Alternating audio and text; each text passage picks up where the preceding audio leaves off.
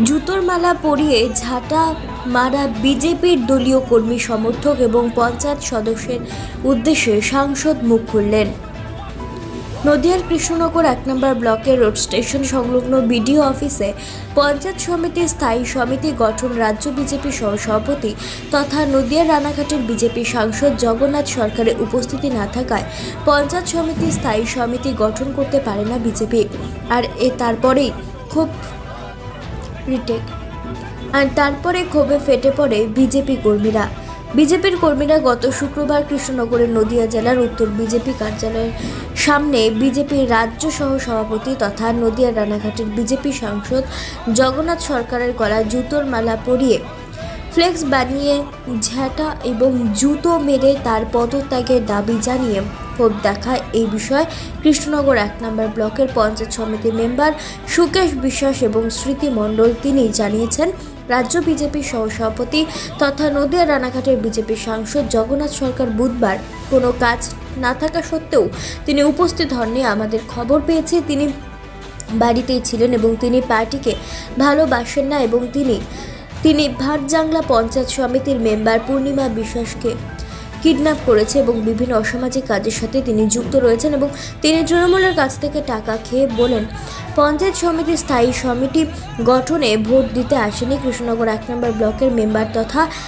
বিক্ষুব্ধ বিজেপি নেত্রী স্মৃতি মণ্ডল জানিয়েছেন, কৃষ্ণনগরে যদি সাংসদ জগন্নাথ সরকার আসেন তাকে জুতো পেটা করা হবে। ঘটনার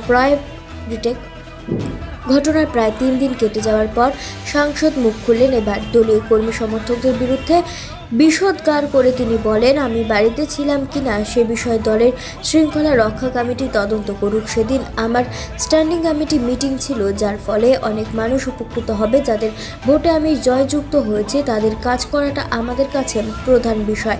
সেক্ষেত্রে কে কোন পদে থাকতে পারলো না পারলো তাতে আমার কিছু যায় আসে না।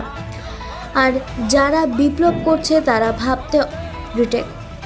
আমার ভাবতে অবাক লাগে তারা কি মতাদর্শ জেনে বিজেপির মতন এই সর্বভারতীয় শৃঙ্খলা পরায়ণ দল করে। এই কেন্দ্রের মুকুল রায়কে জেতানোর পর যখন বিজেপি যায় তখন এদের মুখ বন্ধ ছিল। বাবর সুপ্রিয় থেকে শুরু করে অর্জুন সিং সকলেই বিজেপির ভোটে জয়যুক্ত হয়ে তৃণমূলে যোগদান করে তখন এদের আন্দোলন ছিল না। আসলে নরম মাটি খুঁড়তে ভালো লাগে। তৃণমূলের বিরুদ্ধে আন্দোলন করার থেকে দলের বিরুদ্ধে আন্দোলন করাটা অনেক সহজ, তবে এর পেছনে কে বা কারা আছে তা আমি জানি না। উচ্চ নেতৃত্বদের জানিয়েছি, তারা নিশ্চয়ই ব্যবস্থা নেবে। একজন সাংসদ হিসাবে আপনার সাথে যে ঘটনাটা ঘটেছে এই নিয়ে কি বলবেন? আমি মনে করি আমাদের দলের কর্মীদের একটু বোঝা উচিত। আমি যদি সেদিনকে গুরুত্বপূর্ণ এমন একটা বৈঠক ছিল, যে বৈঠক হচ্ছে এটা লাস্ট বৈঠক পশ্চিমবাংলার ভারতীয় জনতা পার্টির একমাত্র আমি প্রতিনিধি, SC ST ওয়েলফেয়ার কমিটির বৈঠক, CSR সংক্রান্ত বিষয়, এলাকার উন্নয়নের একটা বড় সুযোগ সেই বৈঠকে ছিল এবং যাদের মাধ্যমে অনুন্নত এলাকা হিসেবে ইতিমধ্যেই আমি 16টি রাস্তা প্রধানমন্ত্রী গ্রাম সড়ক যোজনার অধীন আমি স্যাংশন করে এনেছি। সেটা আনুমানিক প্রায় 150 কোটি টাকা। আজকে সেই রাস্তাগুলো ওয়ার্ক অর্ডার কিছু চলে এসছে, কিছু টেন্ডারে ফেলা হয়েছে। ইতিমধ্যেই এই ব্যবস্থার মাধ্যমে, এই সংসদীয় স্ট্যান্ডিং কমিটির মাধ্যমে আমি এটা করে আনতে সক্ষম হয়েছি এবং ইতিমধ্যে আরেকটি মতুয়া সমাজের জন্য একটি এবং ছাত্রদের পড়ানো থাকার ব্যবস্থা কমিউনিটি হলের জন্য 50 লক্ষ টাকা এই বৈঠক থেকে আমি আদায় করতে পেরেছি। এতটাই গুরুত্বপূর্ণ বৈঠক। আমি যদি ওই বৈঠক ছেড়ে আসতাম এই উন্নয়ন তো হতো না, আমার এলাকার মানুষ বঞ্চিত থাকতো।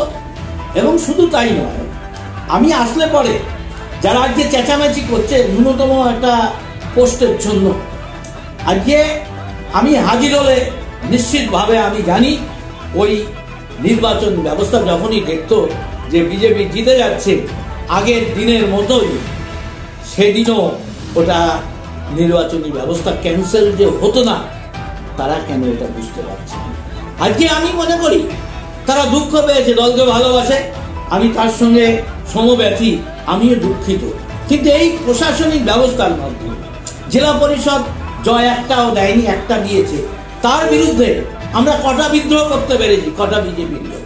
আজকে যখন ওই কেন্দ্রের কৃষ্ণনগর 1-এর বিধায়ক বিজেপির টিকিটে জিতে মুকুল রায় চলে গেলেন তৃণমূলে, আমি আশ্চর্য হলাম ওই এলাকার লোকগুলো কই জুতো নিয়ে মিছিল তার গলার ছবিতে মালা পরালো না কেন?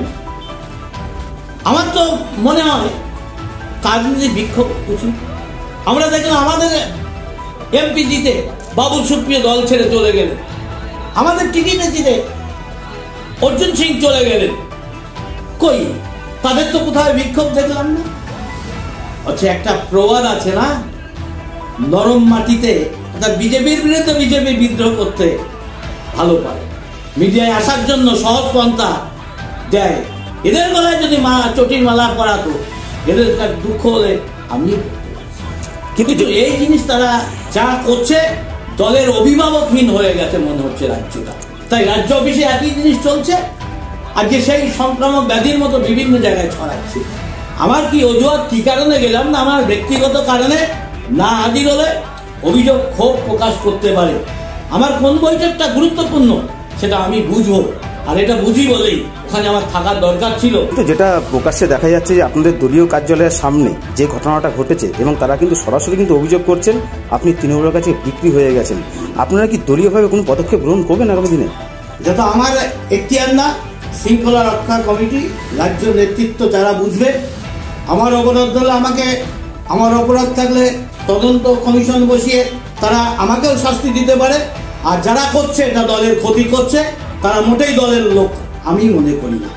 আর তারা যদি দলের লোক হতো, যারা তৃণমূলে বিজেপির টিকিটে জিতে তারা তৃণমূলের নাম লেখালো, তারা কেন বিদ্রোহ করলো না, এটা আমার প্রশ্ন তাদের কাছে।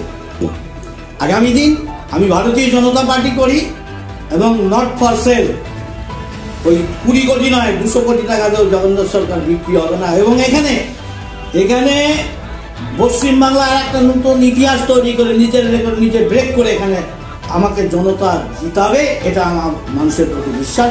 কারণ সমস্ত সময় আমি জনগণের সঙ্গে আছি, জনতার সঙ্গে থাকি। আমার জীবনে ঘুম থেকে উঠে রাত্রি ঘুমানো পর্যন্ত পাবলিকের জন্য কাজ করি, নিজের কোনো কাজ করি না। আপনার নাম? জগন্নাথ সরকার, সাংসদ, রানাঘাট লোকসভা।